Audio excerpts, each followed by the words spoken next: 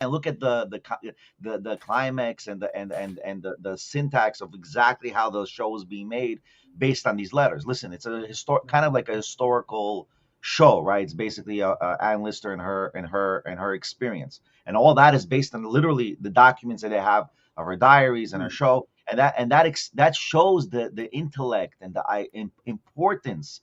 Really, I looked at it as the letters, as the one of the main important things, and how the response to each other was so unique and so appreciative. And again, I know this to be true in many other cultures and many other situations, and the fact that they were able to show that and depict that, it's a big lesson that people, I don't think, are really taking in consideration of how important that is. So just a side point. Yes. No, that's a great point. And when we're here talking about work-life balance, we are stuck with finite parameters of time.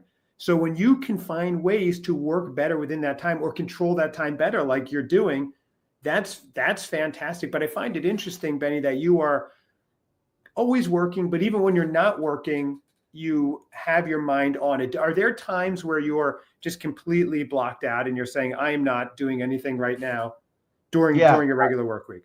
Yeah, for an hour and a half. I mean, I understand my regular work week is usually morning and night because, again, to talk to people in overseas, let's say in Japan, in India, in Singapore, in Australia, those hours you got to do at night. Our night is their morning, and sometimes vice versa, they do it for us.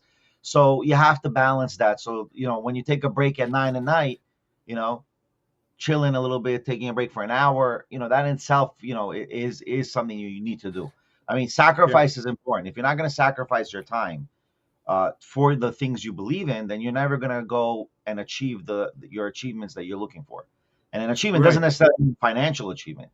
I mean, accomplishment of tasks is also very important, even if they're micro tasks. No, and I love that. And that's one thing. So for everybody watching, stay tuned for later in the show. I actually have some actionable insights that you could implement into your day right away to help you balance your time better. But also, I'm going to give one tip that is my personal favorite that's easy to implement, the last tip I'm giving. So definitely stay tuned for that.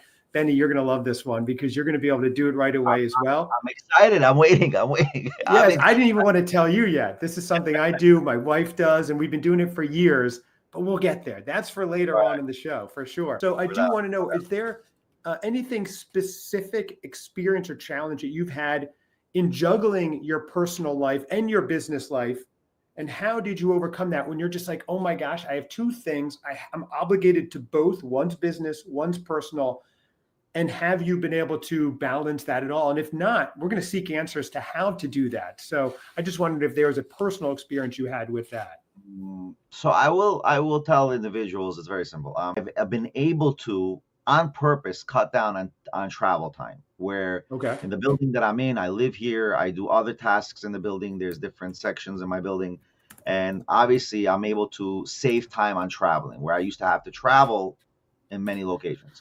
The travel time is, I think, one of the key elements. If you can financially buy a house or a home, that in that home you can do literally everything in that home, then you will have saved thousands and thousands of hours on travel time. I think that's ideal. And today's lifestyle, especially post COVID, today's lifestyle. And I was doing this before COVID. I was working literally from home, and I was working also virtually. Of course, I have offices and whatever that if we need to go, we can get there. But I was doing a remote work since 2013. Oh wow, okay. Yeah, and I've been very successful at it. COVID really was like, okay, nothing new for me. I work remotely anyway because I work for myself. I don't have to go anywhere technically. I mean, I used to have an office prior to 2013. I used to have a printing press. And that's in another podcast we do with Midnight Market with Kira. I put a plug there. Right. Yes, yeah. We want to plug it all. We want to plug everything on the iShook network for sure. So and that in itself, I think, was very important because what we're trying to do and what I try to do is you have to really maximize your time because especially in today's market, in the tech world, things are going so fast. How can you catch up? It's literally impossible. Humanely impossible, especially with AI coming out, which we have, by the way, another show coming out on Tuesday but we're gonna air this post, right? So, but with Thomas Ellsworth from Patrick Bet-David, so he's gonna be on the show. We're gonna talk about AI. I love that. So tune into that show as well for me. Yes, for sure. Yeah, so tune into all of them, and you'll get a little bit of snippets, different facets of life that will give you a whole. I was very excited to get to this show idea that you had, because I should experience, and experience in general is very important, because it's true.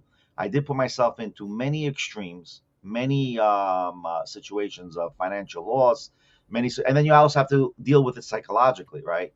But no doubt, this is the number one thing to save time. If you can save on travel time, and use that remote situation as a success story, you will win at the time aspect. But again, at the same time, you still need to get out there, right? You still need to go out.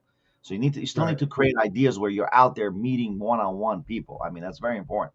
And I personally, I don't like the fact that it's going to the full extreme of remote work. Even when I was working remotely in 2013, I still had to go to meetings face to face in the city. But now there's no more, like, it's literally the meetings face to face are not even there anymore. So it's a little bit complicated. This is face to face. This is about as face to face as it gets. Yeah, but it's not the same as when you're sitting down and you're joking and you have the facial expression, and it's very different. It's very different. Right. It's true. I find, when you're there face to face, there's a little bit more of that personal connection, and you're talking not straight down to business like we would be in a Zoom meeting too. But I love that you're taking your time, and you have all these shows in the network where they're each doing a different facet of our human experience. There's a saying, who is wise? One who learns from every person. It's a Talmudic saying. And this is what you're doing, Benny. You are searching and learning. And I love that, because I'm a seeker as well. And that was the kind of the crux of this show, was that we're not saying we're the experts. We are just like you, the listening audience. We have these questions. We want this work-life balance, and we're going to work together through this series to find it. And we're not going to stop until we will. Ironically, we're going to spend a lot of time learning how to save some time and balance better. But that's how to do it, because we put the time in, we can learn a little more. So it's such a fascinating topic, because